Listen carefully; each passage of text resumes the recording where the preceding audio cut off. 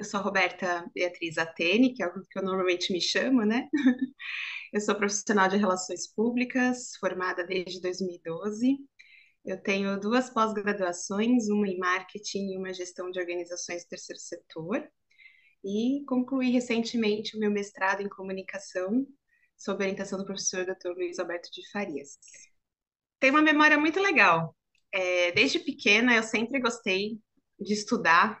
E aí, a minha diferença de idade com meu irmão, né, de 2 anos e meio. Então, meu irmão ia para a escola quando eu tinha uns 3 aninhos, 2, 3 aninhos. Ele ia para a escola, porque ele já tinha 5, e eu não ia. Então, eu ficava muito ansiosa, querendo ir para a escola também com ele, querendo fazer as coisas. E aí ele voltava com mochila, com caderno, com papel, né? E meninas gostam de papelaria. E aí eu ficava assim ansiosa, querendo aquilo também, e não tinha. Então eu inventei na minha infância um jeito de, enquanto ele estava na sala de aula, lá na escola, eu estava em casa, então eu punha todos os meus bichinhos, os meus brinquedos, meus bonecos no, no sofá e subia na mesinha de centro e ficava dando aula para eles, ensinando os meus bichinhos. Então, o tempo que meu irmão ficava estudando era o tempo que eu ficava ali inventando a minha história na área educacional. Muitas das coisas da nossa infância, elas nos instigam até ser quem somos hoje, né? E eu vejo que muita coisa ali quando eu era pequenininha se aumentou e cresceu e se reverberou para meu momento adulto, meus estudos, minhas escolhas. E na minha infância eu tinha uma professora, um prezinho, né? Que ela trabalhava muito com a gente com um método construtivista de educação. Então ela nos levava, a turminha toda de 6, 5, 6 anos, para museus, para fazer coisas de arte, né? Então a gente via uma apresentação ou uma exposição e depois nós tínhamos que reproduzir aquilo em sala de aula. Assim, a minha vida sempre trouxe muita arte para mim também. Então são coisas que ali na infância elas são marcadas e reverberam na nossa vida. Eu estava esses dias pensando isso, assim, a minha escolha por relações públicas, né? Eu não tinha essa ideia inicialmente, porque eu não conhecia relações públicas, mas eu guardava no coração coisas muito fortes, assim, que eu não contava para ninguém. Então, tinham habilidades, e isso era evidente desde a minha infância, que eu percebia que eu guardava ali, quietinho, não externalizava, mas que quando eu conheci relações públicas, a frase que veio na minha mente foi: existe a profissão que de tudo que eu sempre sonhei, que eu gosto e que eu não achava que existia, ela reúne tudo no mesmo lugar. Então, coisas que eu me via assim, né? Eu me enxergava falando em frente a câmeras desde pequena, eu sempre tive essa imagem minha assim, e com empresas atrás, sabe? Coisas assim, muito de organização. Eu sempre fui muito organizada, então essa parte de trabalhar com empresas, de organizar processos, era algo que também me chamava bastante atenção. E, e especialmente trabalhar com pessoas. O meu gosto, o meu desejo era sempre isso. Eu queria trabalhar com pessoas. Tanto que eu achava na minha cabeça, inicialmente, que trabalhar com pessoas era sinônimo de área da saúde, né? Então, vou fazer medicina, porque é garantido. Não tem como dizer que você não vai trabalhar com pessoas em medicina. Mas aí meus pais falavam: você tem perfil para administração, você tem perfil para trabalhar com psicologia. E eu não, eu quero trabalhar com isso, mas não dessa maneira tão cirúrgica, né? E a medicina mesmo era algo que eu achava muito bonito, muito agradável, me chamava atenção, mas ao mesmo tempo tinha aquele ponto de dúvida, sabe? Não era aquela certeza plena, aquela coisa que você fala, meu Deus, é isso, né? Mesmo assim, no vestibular, eu me candidatei para tudo para medicina. Tudo, tudo. E sobrou um espaço. Eu brinco que tudo que é último é meu. Aí quando chega o último é sempre na certa, era para ser meu mesmo. E sobrou um espacinho que eu não tinha mais o que preencher. E aí eu falei, o que que eu vou pôr aqui, né? Não vou deixar essa linha vazia, né? Já que eu vou concorrer a essa coisa de vestibular, eu vou botar até o final, mesmo que não dê, se for desse para ser, vai ser. E aí, pela primeira vez, eu abri aquele guia de vestibular, né, com as profissões, e parei na página escrito Relações Públicas. E quando eu li aquele nome, assim, foi muito forte. Eu tenho a memória até do momento, assim, de parar e olhar, falar, nossa, que nome bonito, pomposo, né? Só que eu não tinha ideia do que era isso, nem que era da área da comunicação. Mas meu pai é publicitário, meu irmão é publicitário, né? E aí eu virei para eles e falei: o que é relações públicas? Foi a única pergunta que eu fiz vendo esse material. E aí eles começaram a falar e contar, né, assim, o que fazia, como que era o perfil desse profissional. E conforme eles iam dizendo, eu ia me sentindo mais esperançosa e mais certa que era aquilo, e aí envolvia tudo, tudo que eu sempre sonhei, assim, que eu guardava na minha infância, que eu guardava nessa trajetória, todos os meus gostos, minhas preferências, as coisas que eu me via, que eu enxergava, minhas habilidades, eu falava, existe essa área perfeita, né? Essa área que agrega as coisas, e aí foi muito certo, assim. E quando foi no outro ano, eu falei, ai, talvez não seja esse caminho. E aí até cheguei a fazer uma aula de arquitetura, que não tem nada a ver, né?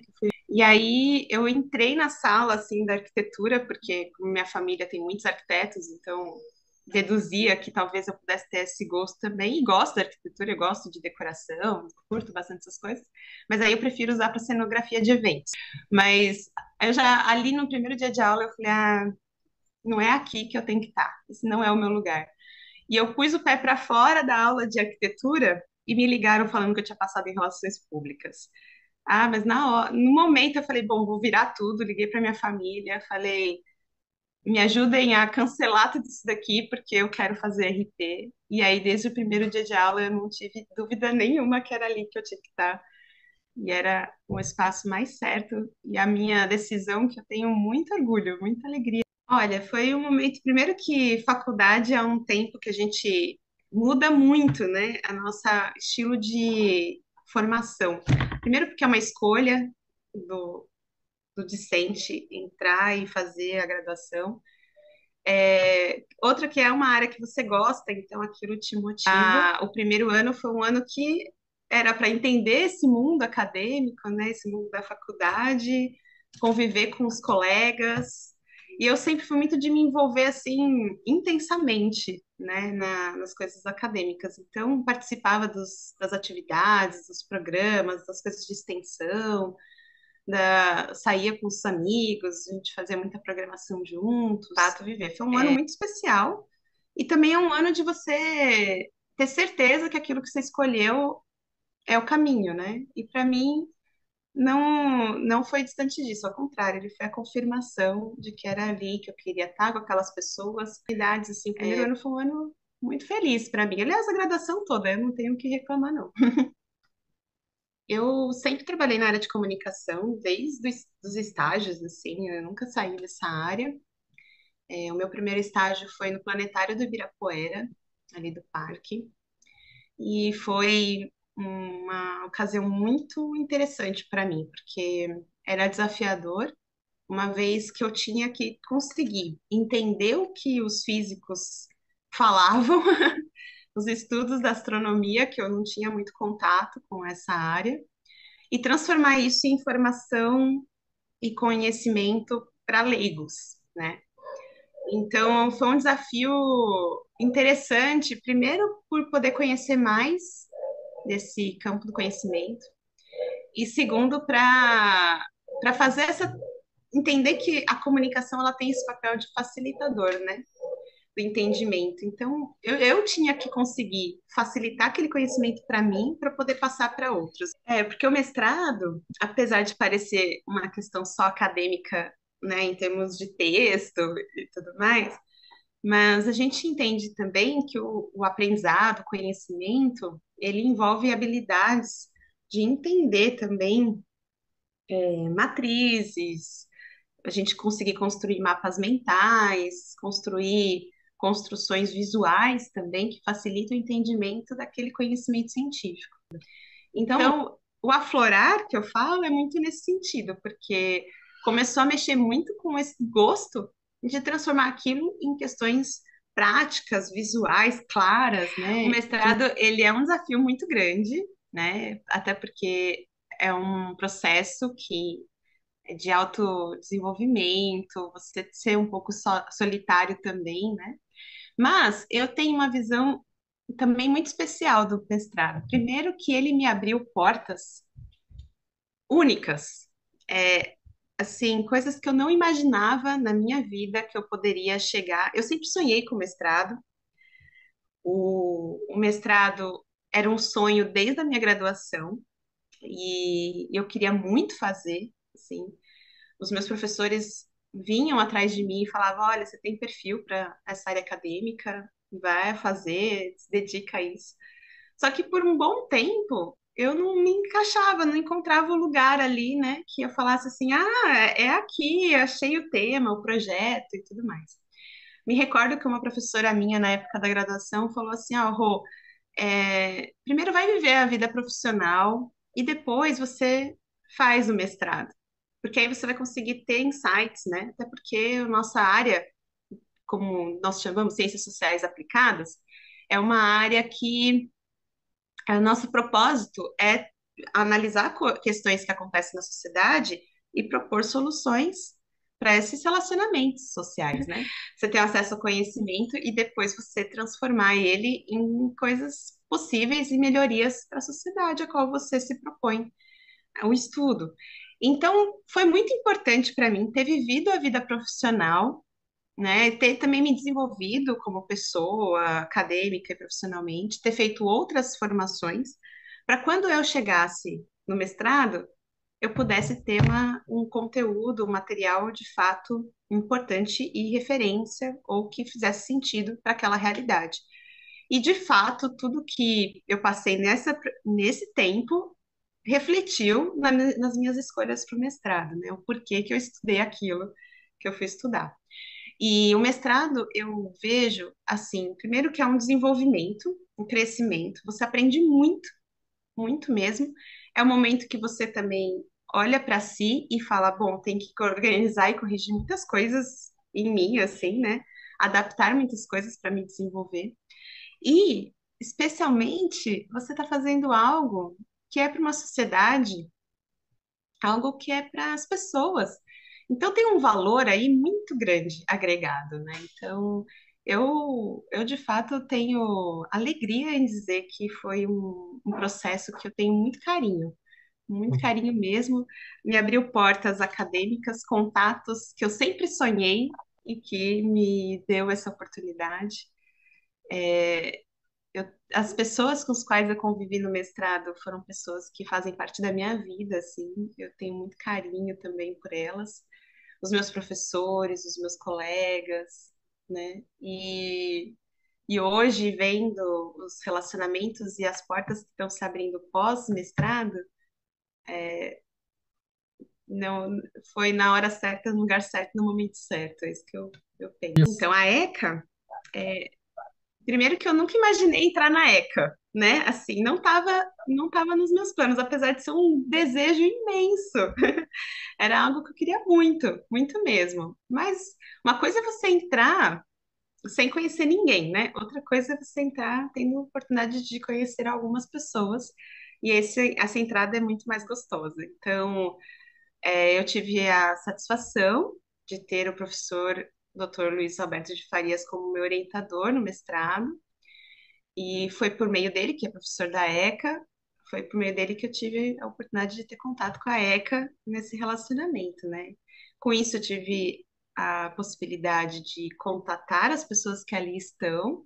Então, conheci muitos professores que eu faço uma brincadeira, mas com muito respeito e muito carinho, que muitos que estão ali eram livros para mim, né? O meu contato com eles eram por meio de obras, dos textos, dos artigos, dos livros que eles escreviam, e aí um determinado dia eles se transformaram em pessoas. E eu podia conversar com eles num relacionamento, tomar café, almoçar, trocar uma ideia. E isso foi muito, muito feliz, né? Até porque para nós da área de relações públicas, as grandes referências dessa área estão ali na ECA, né? Então, para mim, foi uma alegria muito grande ter acessado esse caminho. E, especialmente, a honra de poder ter tido a oportunidade de dar duas disciplinas, lá na universidade, uma de comunicação interna e cultura organizacional, e a outra de políticas públicas, que tem a ver também com os meus estudos no mestrado e também na minha vida profissional, meus trabalhos, meu desenvolvimento nessa área, até porque eu foquei muito na área do social, do terceiro setor, então tem a ver com políticas públicas, governamental também. E eu fico muito feliz porque eu tive alunos, né, discentes, uma equipe que eu tenho muito carinho, assim. As turmas foram turmas muito especiais para mim. Poder dar entrada nesse mundo do ensino e da educação, né, da formação, do compartilhamento do conhecimento, com pessoas tão especiais, para mim foi um presente. Então, tive aí uma equipe muito graciosa que, quando me receberam com carinho, e eu pude também ter um relacionamento com eles muito, muito único, que guardo assim, né, no coração. Olha, eu vou te dizer que até fiquei em dúvida se eu aceitava esse desafio, porque eu falo, meu Deus, é na ECA, né? Ficava assim, será que, como é que vai ser isso, né? Mas foi, aquele primeiro contato já foi muito especial, assim. Então, até porque era uma turma muito especial mesmo, uma turma muito graciosa, muito agradável, acolhedora. Então, conforme ia passando as aulas, assim, conforme os dias iam se seguindo, aquilo ia sendo fluido, gostoso, né? A gente ia agregando, assim.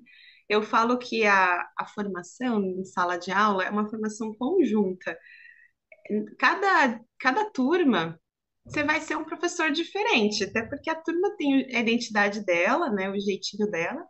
E você tem o seu, e aquilo vai se juntando e a gente transforma em uma outra coisa. Então, vai construindo juntos aquele perfil e aquele estilo de aula, né?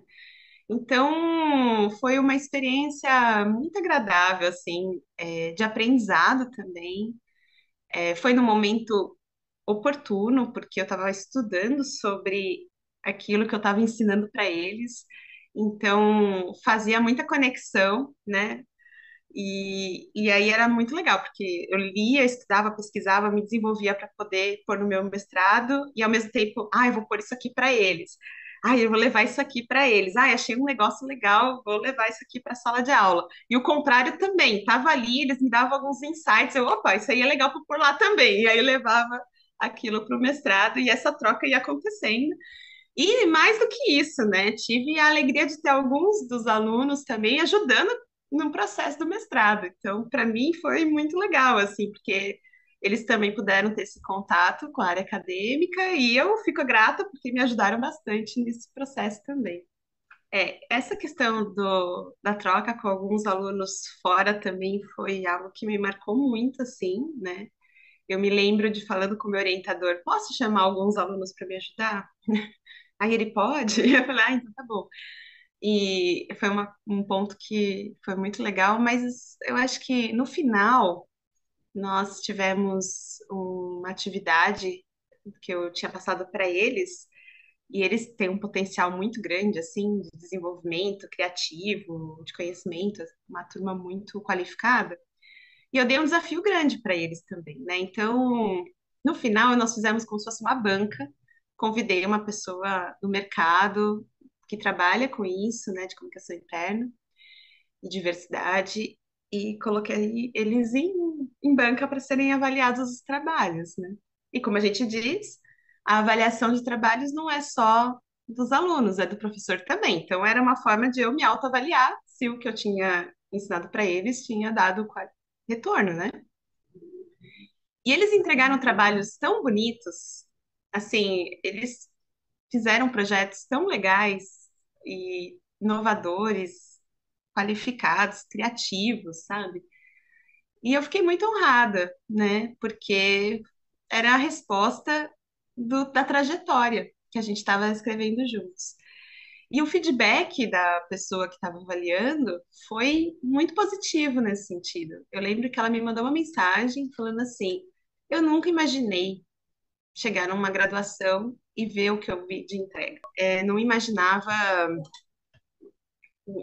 que eu encontraria ali essas, esses conhecimentos, essa formação, essa troca, esses aprendizados.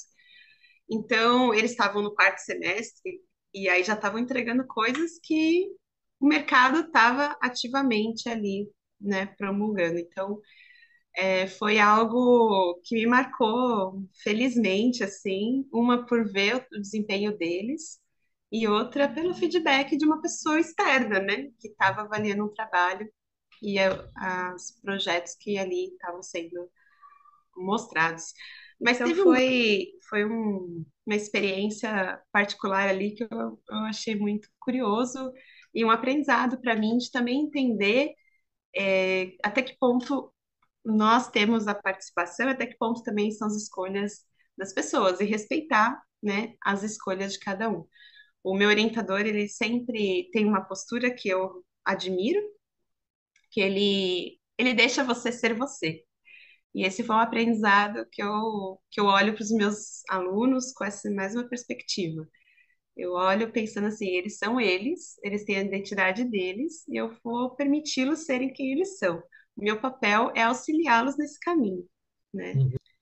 Foi uma experiência, primeiro, de viver esse. Eu já tinha dado palestra, sempre participei de bancas de avaliação de trabalhos, em várias instituições de ensino, né, públicas e privadas, já tinha dado algumas formações de treinamento e tudo, mas uma disciplina inteira, né, um semestre inteiro, é um tempo muito largo, assim. Então, você tem que se preparar muito, tem que construir plano de aula, tem que pensar num roteiro daquela formação, tem que adaptar o roteiro, porque conforme você vai passando, você vai percebendo outras coisas, tem que se atualizar para poder, né, dar aquela disciplina. Então, esses desafios técnicos eram desafios que eu havia ainda estava um pouco, vamos dizer, embrionário, então eu precisava desenvolvê-los. A oportunidade grande foi isso. A outra, a confiança também, de poder terminar uma disciplina e falar, poxa, deu certo, né? Funcionou.